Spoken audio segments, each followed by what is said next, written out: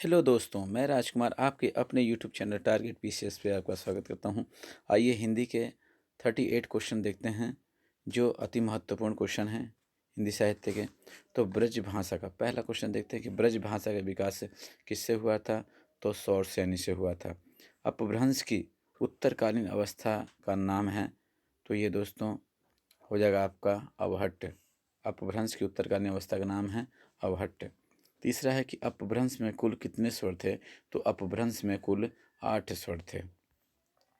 मगही किस हिंदी प्रदेश की बोली है। तो मगही बिहार प्रदेश की बोली है। भाषाओं के पारिवारिक वर्गीकरण का आधार है इतिहास। ठीक दोस्तों। पुष्पदंत किस शताब्दी के कवि थे। तो पुष्पदंत थे दोस्तों आपके 10वीं शताब्दी के कवि थे। दोहा कोश किसकी रचना है। तो दोहा कोश रचना है सरहपा की। 8वां क्वेश्चन है कि काव्य की रीति सीखी।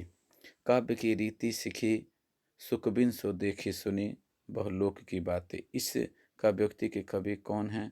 तो ये दोस्तों हैं भिखारी दास।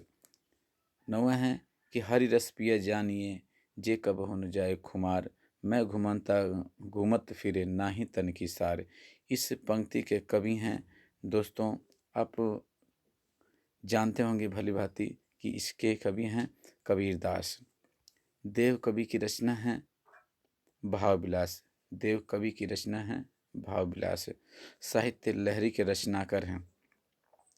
साहित्य लहरी के रचनाकार हैं आपके हो जाएंगे सूरदास। साहित्य लहरी की रचनाकार सूरदास हैं। अष्टछाप की स्थापना किसने की थी। तो अष्टछाप की रचना की थी दोस्तों आपके विट्ठल नाथ ने। इसमें 8 कवि आते हैं। 13वां क्वेश्चन देखते हैं कि सखी संप्रदाय के संस्थापक कौन हैं। तो सखी संप्रदाय के संस्थापक हैं स्वामी हरिदास। गोस्वामी तुलसीदास की अंतिम रचना कौन सी है। तो अंतिम रचना है हनुमान बाहुक। हनुमान बाहुक है। मृगावती किसकी रचना है। तो मृगावती है कुतुबंद की रचना। निम्नलिखित काव्योक्ति तुलसी की किस रचना से है। तो ये दोस्तों देखते हैं कि श्रुति सम्मत हरिभक्ति पथ संयुत विरति विवेक। तो ये किससे लिया गया है। तो ये हो जाएगा दोस्तों आपका रामचरितमानस। रामचरितमानस से लिया गया है। 17वां क्वेश्चन है कि शब्द शक्ति के विषय में निम्नलिखित कथन किसका है। तो ये हो जाएगा किसका। देखते हैं अभिधा उत्तम काव्य है। अभिधा उत्तम काव्य है मध्य लक्षणाहीन अधम व्यंजना रस विरस उल्टी कहत नवीन। तो ये हो जाएगा दोस्तों आपके देव कवि हैं। निम्नलिखित में से कौन सा मतीराम का ग्रंथ नहीं है। तो मतीराम का ग्रंथ नहीं है रामविलास। तो मतीराम का ग्रंथ ये तीनों हो जाएंगे रसराज ललित लाम छंदसार। 19वां क्वेश्चन देखिए कि निम्नलिखित में से कौन रीति मुक्त कवि नहीं है। रीति मुक्त कवि नहीं है तो पद्माकर रीति मुक्त कवि नहीं है। चंडी चरित्र किसकी रचना है। तो ये हो जाएगी दोस्तों आपके गुरु गोविंद सिंह जी। चंडी चरित्र की गुरु गोविंद सिंह की रचना है। 21वां देखते हैं हम कि ज्यों ज्यों बसे जात दूरी दूरी प्रिय प्राण मुरी त्यों त्यों धसे जात मन मुकुर हमारे मैं। ब्रह्मगीत प्रसंग से संबंधित प्रयुक्त पंक्तियों के कवि हैं। तो ये हो जाएगा आपका दोस्तों जगन्नाथ दास रत्नाकर। 22वां क्वेश्चन हो जाएगा दोस्तों कि निम्नलिखित में से किस गद्य कृति का निर्माण फोर्ट विलियम कॉलेज में हुआ था। तो ये हो जाएगा आपका सी नासिकेतोपाख्यान। नासिकेतोपाख्यान गद्य कृति का निर्माण फोर्ट विलियम कॉलेज में हुआ था। निसहाय हिंदू उपन्यास के लेखक कौन हैं। तो ये हो जाएंगे राधा कृष्ण दास। राधा कृष्ण दास के कौन से हैं निसहाय हिंदू। 24वां क्वेश्चन देखते हैं कि निम्नलिखित में से कौन सा नाटक श्रीनिवास दास का नहीं है।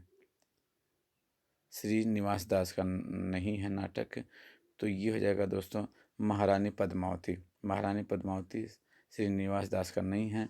तो श्रीनिवास दास की रचना तीनों हैं रणधीर प्रेम मोहिनी तप्ता संवरण संयुक्ता स्वयंवर। 25वां क्वेश्चन देखते हैं कि राजा लक्ष्मण सिंह ने अभिज्ञान शकुंतलम का अनुवाद कब किया था। राजा लक्ष्मण सिंह ने अभिज्ञान शकुंतलम अभिज्ञान शकुंतल का अनुवाद कब किया था? तो ये हो जाएगा दोस्तों आपके 1863। निम्नलिखित में से भारतेंदु का कौन सा नाटक प्रबोध चंद्रोदय की प्रतीकात्मक शैली से प्रभावित है? तो ये हो जाएगा आपका भारत दुर्दशा। भारत दुर्दशा भारतेंदु का नाटक प्रबोध चंद्रोदय का प्रतीकात्मक शैली से प्रभावित है। 27वां क्वेश्चन देखें कि बालकृष्ण भट्ट किसके संपादक कर्म से जुड़े थे?